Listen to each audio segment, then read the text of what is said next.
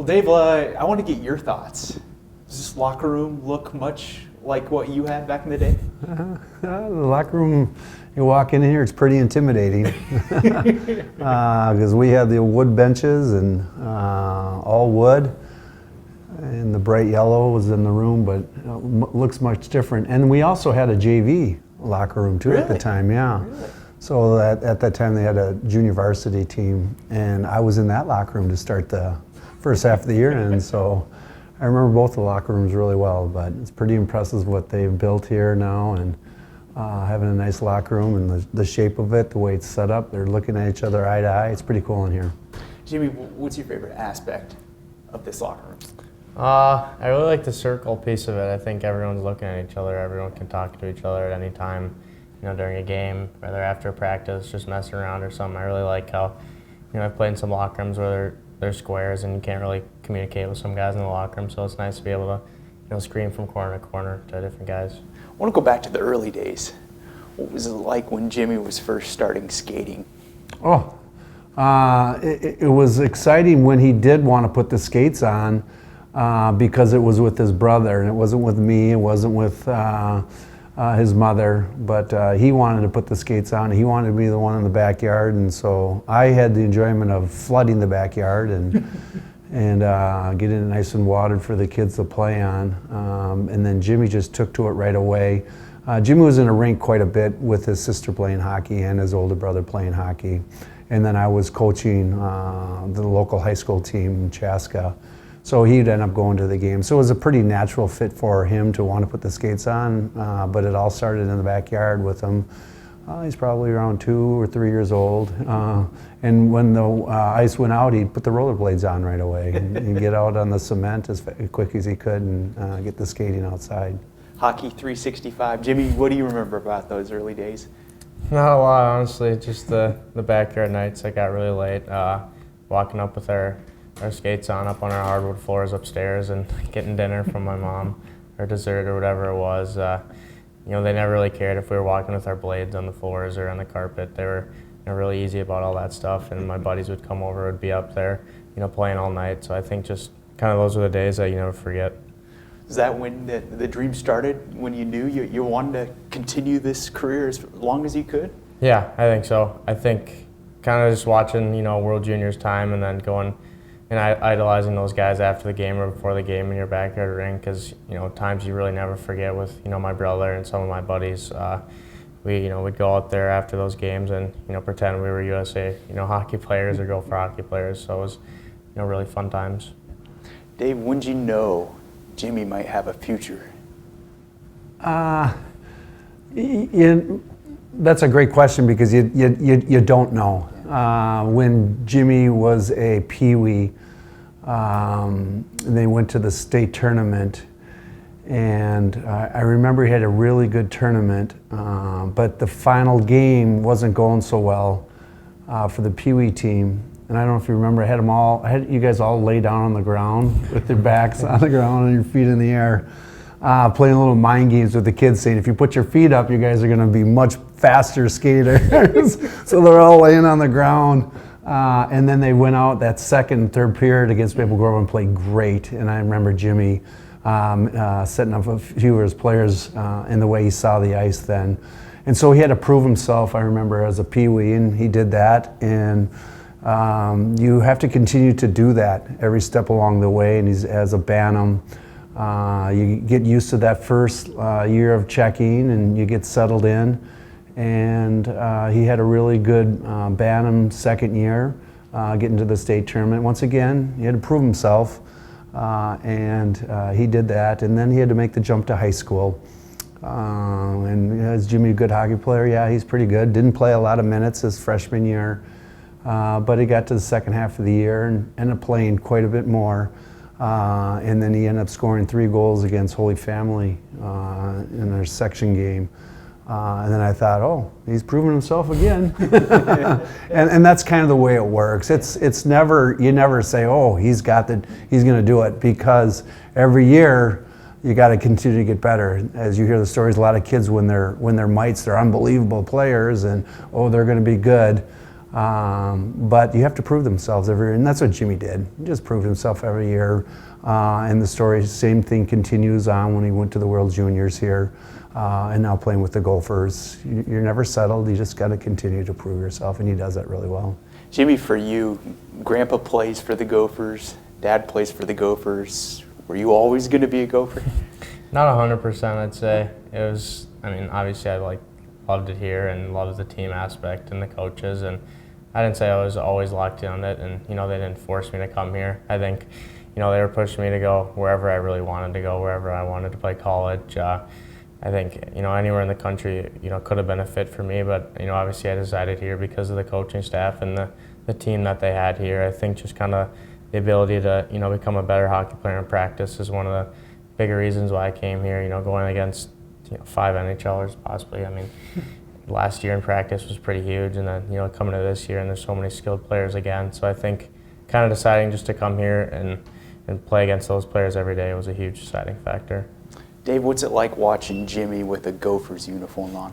I have so much fun going to the games. My wife and I, we put the maroon and gold on beforehand, and we're just like little kids. Just like we were when he was going to his younger games. I like it. We do live vicariously through Jim. We live vicariously through all of our kids and wanting the best. And so it makes it really fun for us to go and be part of the great crowds that have now been developed here at the University of Minnesota. They got great support there, and seeing the kids and the excitement, and then be able to walk around the rink and see the youth players around the rink. That's a real joy to my wife and I. So we've had a lot of fun with it. So we are fans. That's what we are. Jimmy plays good, plays bad. When it comes down, if the team wins, we are just so jazzed for this University of Minnesota Hockey Club. Take me back to the 2022 NHL Draft. St. Louis Blues are on the call. They have the pick. You hear your name called. What's going through your mind? Describe those emotions for me. Yeah, a lot. I mean, it's kind of hard to explain. You're waiting all draft, and then eventually your name gets called, and you see all your other teammates get picked, and you just love to see them go ahead of you, and you love to see them performing, and you love to see them where their future could possibly be. But then your name gets called, and it's a really weird feeling, honestly. You look to your right, and your whole family's there, and you give them a hug, and you walk down the stage. You kind of black out for a little bit, and then you go shake all the Blue staff hands and take the picture, and then you go down below, and there's all this media you have to do, and it's really easy to kind of black out and not remember it, but if you really take it in, it's a really cool experience, and it's really awesome to just kind of remember that night. Dave, what do you remember about that day? Thank goodness for video, because you kind of you don't know how that draft's going to turn out. The kids don't know where they're going to get picked, and it is just like, well, we'll have to wait and see here. I know they gave us a good seat, and that's part of a good sign of that you might get picked in that first round. But we had no idea, and so the nerves, you could see it in Jim.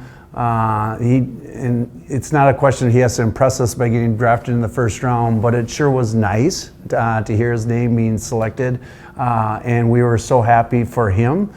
Because it seemed like a relief, but we knew the work is still ahead of him, and he'll have to continue to prove himself and do these things. But it was really fun. We had a great evening. Your former NHL experience, how do you help him out in terms of advice and getting him ready for that next step of his career? Well, that's a $1 million question there. Getting him ready. There's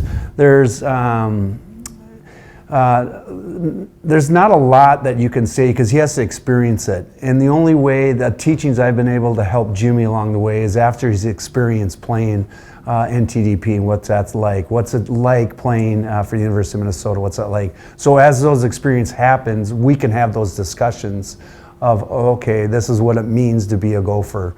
This is what it means to represent your country. And so those things really happen after the fact. So you can teach them before, and you can tell them some expectations, but you don't believe it until you're actually living it and seeing it. And so Jimmy's done a great job playing in the present moment and doing the things the right way to prepare himself to be ready for his team's next victory. Jimmy, what's it like living out pretty much every Minnesota kid's dream playing for the Gophers at Mariucci when it's packed and they're all screaming your name? What's that like? It's really cool. I think, I lived it as a kid, watching, Rao, Middlestat, Bukestad, all those guys, and, and to be thinking about that and to be here and, doing that, I think it's so cool and it's so fun to be doing with my teammates. I think just kind of that whole aspect of doing it side by side is so massive and from a team standpoint, but hear that and hear all the noise and the ruckus, it's really cool, and it's been really fun so far these past year and a half. Got to ask you about the shot. Where'd you develop that? And Dave, if I can ask you as well, when you watch him shoot the hockey puck, what goes through your mind? I had to use a 3-pound log, Titan stick, or wood. If I had his today stick, I still couldn't shoot like him, though. When that puck gets on his stick, good's gonna happen out of it. Might not get the same results, but it's about getting the opportunities and scoring opportunities. So I pull my pom-poms out when the puck's on his stick and see what he's gonna do with it, either a nice pass or a good shot on net. Jimmy, where'd you develop it? I think it's just, in the backdoor rink, growing up, I was fortunate enough to go to my dad's school, Breakaway Academy. I've developed my shot a lot there. I think I went there from 5th to 8th grade, and that was where I kind of was on the ice most as a person. If I wasn't on the outdoor rink after school, I was, during school I was shooting however many pucks a day, trying to, become the best shooter I could possibly be, because I know that shooting makes such a big impact on a game. You watch the NHL now, and those shooters are so incredible and what they can do. But I think just kind of, shot after shot is where it really comes from. There really wasn't much to it. I think just working on the release part of it and the powerful part of it is where it really came down to. Just a few more for you guys. Your guys' world experience. You guys both had a chance to play internationally. Dave, you in the Olympics. Jimmy, you just celebrated gold at World Juniors. What was that experience like for the two of you? Jimmy? Yeah, I've been fortunate enough to play in the USA Sweater a lot and in a lot of different countries, but to win one in Sweden is so special because it was one of the really only tournaments I won in the USA Sweater throughout all of mine. But I think it's the best time to win is in that tournament in Sweden in the World Juniors. I think it was such a special time to be able to get to know that team and come together with them for a month and a half or whatnot. And we lost to Sweden at the U18 Worlds, and we obviously take that back from them this year. It's in their home barn and one of the loudest rinks I've ever played on. I'd say the loudest rink I've ever played in, honestly. So I think just kind of to wear that jersey and represent it was so cool in the World Juniors, and I was really fortunate. Dave, what was that moment like? Yeah, the international competition, as Jimmy talks about these things, the stories are the same. One is the team that you're with. So Jimmy was with his group for 3 years there. Most of those kids were part of the NTDP. And with the Olympic team, we were together for 8 months prior to the tournament and playing together and living in a hotel together. And then Jimmy had the point of how they lost to Sweden. And so there was some revenge there for him. And we wanted to repeat what 1980 did, winning the gold medal. And so going against the world's best countries was really exciting for us to be able to do that. Now, we didn't get the result we wanted to, but the experience was great. And then you look at it as the world stage. That's really fun to be able to be a part of it, especially Olympics and the World Juniors, where you're bringing people around from all around the world. And you're getting a chance to celebrate sport, and you're getting a chance to celebrate a world of community and a world of fun, where we understand it is just a sport and you're giving your best efforts for it, and you get the winners and you get the losers and you celebrate those things. So the Olympics was a really great experience for myself. Jimmy, I want to go back to Tampa last season. You guys fell 1 goal short of the national championship. How much does that moment in that game fuel you heading into this season? Yeah, I'd say every day, and for every guy that was in this locker room on this team last year, it feels them every day too. I think, we had a meeting today about, the start of this year and how we kind of made it easy on ourselves. We were the #1 team last year, and, we weren't playing to our standards, and that's because, we still fall short of ourselves and our personality at the beginning of the year. But I think as this year's gone on, I think we've kind of motivated ourselves to bring back that energy that we had last year. And obviously we lost that game in Quinnipiac, and we come forward this year, and obviously we have a goal in our mind to win a national championship, and I think we're playing some of our best hockey right now, and we're going to keep moving forward with that. Do you know where the Frozen Four is this year? I do. Yeah. How much is that in the back of your guys' mind? I'd say a lot. I think to be able to play in the Frozen Four at home, I think we were lucky enough to play a game this year at the beginning of the year against St. Thomas. So I think to be back at that rink and possibly be there to win a national championship is so huge for this locker room and this state. I think Minnesota hasn't won a national championship in a really long time, and hopefully we can bring it right back where it belongs. Your name's being mentioned quite a bit with the Hobey Baker Award. What does that recognition mean to you?